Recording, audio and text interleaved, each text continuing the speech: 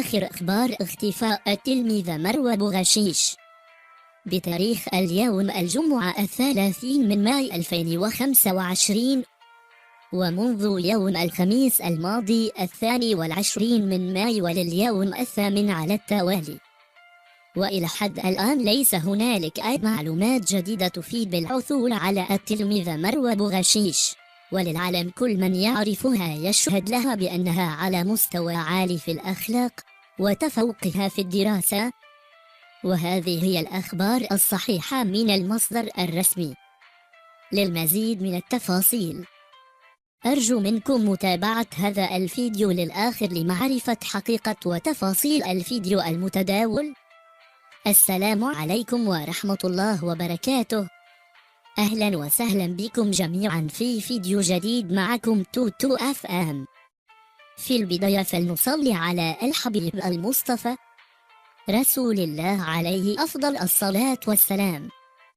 ملاحظة هامة إلى كل شخص ينتقد صوتي: نعلمكم صنحا من ذوي الاحتياجات الخاصة وإننا نقدم هذا الفيديو كمحتوى ننقل الأخبار لا أكثر ولا أقل، مع التأكيد للجميع لكم كل الاحترام والتقدير.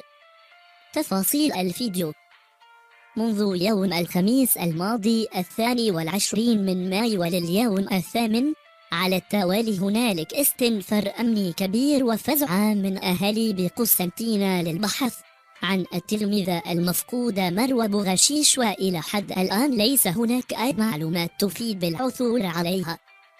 وقد تم اختفاء التلميذة مروى بوغشيش بعد اختبارات الامتحانات وخروجها من المدرسة يوم الخميس الماضي في الساعة 9:30 صباحا من مدرسة متوسطة 11 من ديسمبر بحي أزيايديا قسنطينة الجزائر.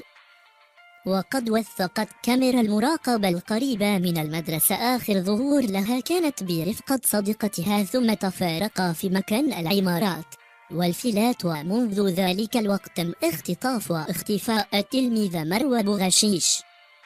وسنوافيكم بكل ما هو جديد.